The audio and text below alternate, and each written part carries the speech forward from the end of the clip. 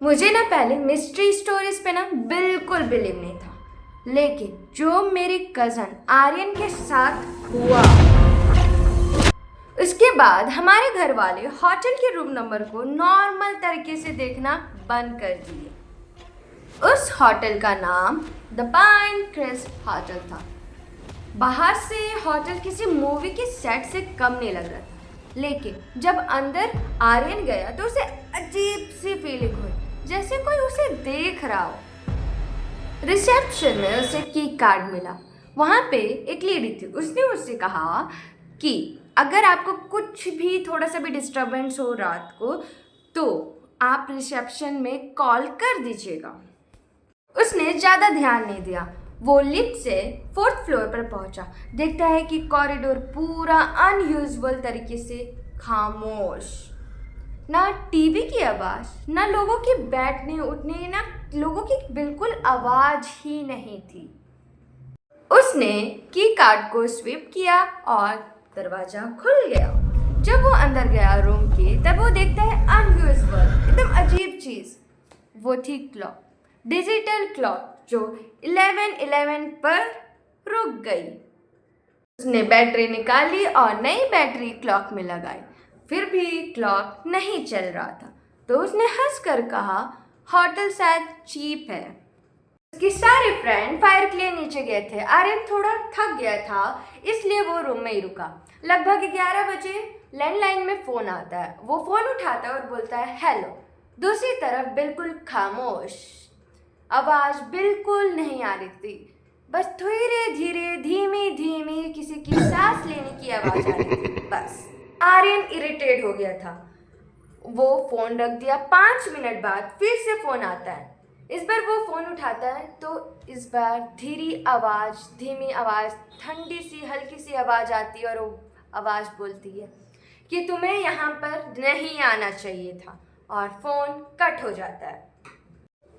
आर्यन अपने दोस्तों को फ़ोन लगाता है और उसके दोस्त बोलते हैं कि भाई हम लोग तो नीचे थे, हमने ये प्रैंक नहीं किया है।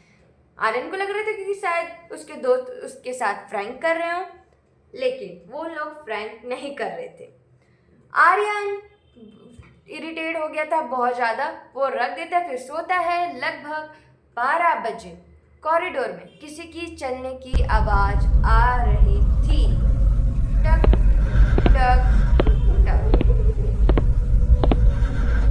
आवाज़ आर्यन के रूम के बाहर आ रही थी, तो आर्यन पीपुल से देखता है तो कोई नहीं था। नीचे गीले पैरों के निशान थे।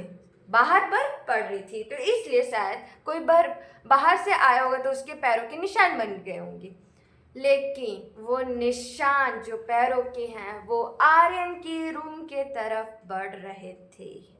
जब आर्यन दरवाजा खोल के देखता है तो कोई नहीं था, और नीचे फुट स्टेप्स के जो कदमों के निशान थे वो आर्यन के दरवाजे तक आके ख़त्म हो गए। तो आर्यन का गला बहुत ज़्यादा, आर्यन घबरा गया था, तो आर्यन का गला पूरा सूख गया था।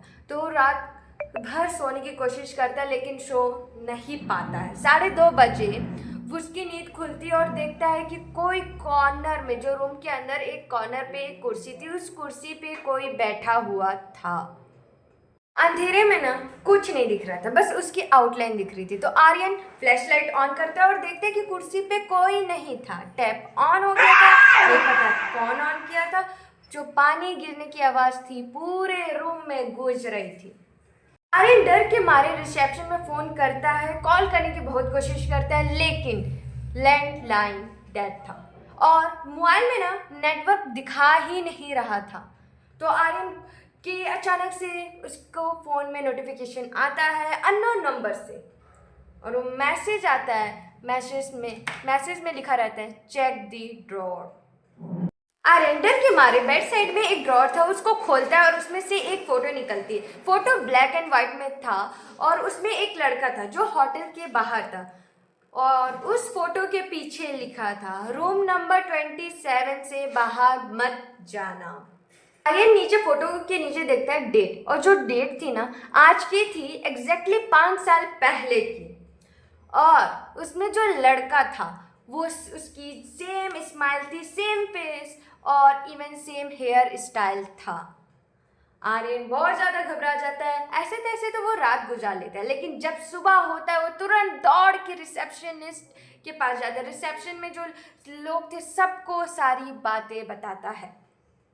रिसेप्शनिस्ट लोग का फेस सफेद पड़ जाता है। उनमें से एक बंदा था, वो बोलता है, सर कुछ साल पहले यहाँ पर आपके ही जैसा एक लड़का आया था, लेकिन वो नहीं पता कैसे गायब हो गया। पुलिस आई और वो देखती है पुलिस को कुछ नहीं मिलता है। आर्यन गुस्से के मारे बोलता है, रूम नंबर 27 मुझको कौन दिया? रिसेप्शनिस्ट ना रजिस्टर खोल के देखते तो उसमें आर्यन का जो रूम नंबर अलॉट हुआ था वो रहा था 18। लेकिन आर्यन बोलता है इम्पॉसिबल, ऐसा हो ही नहीं सकता क्योंकि मैं पूरी रात रूम नंबर 27 में बिताया हूँ। तो लोग रिसेप्शनिस्ट और सिक्योरिटी उसके साथ चलते हैं 4th फ्लोर पे और वो देखते हैं रूम नंबर 26 के बाद डायरेक्ट रूम नंबर 28 था।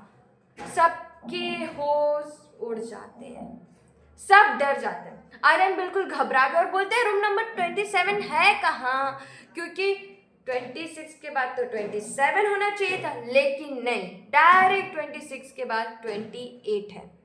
जहाँ पर ना आर्यन पूरी रात बिताया था वो एक दीवार थी।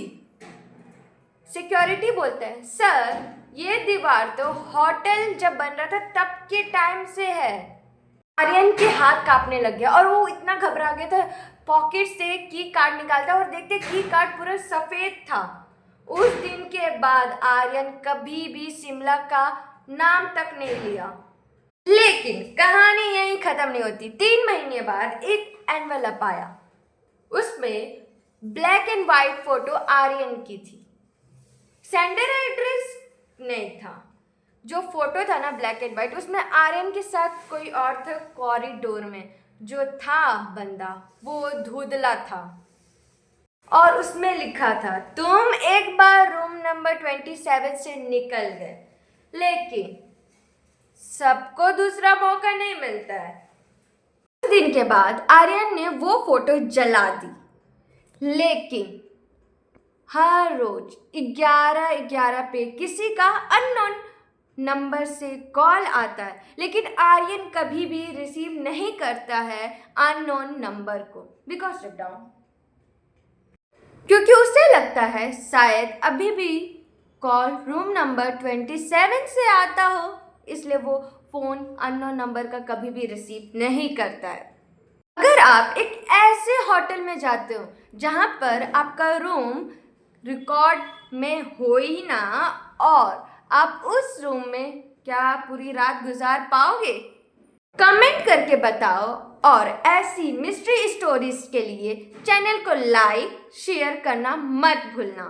याद रखो, दुनिया में कुछ चीज़ें एक्सप्लेन नहीं होता और कुछ दरवाजे गलती से खुल जाते और कुछ राज कभी बंद ही नहीं होते।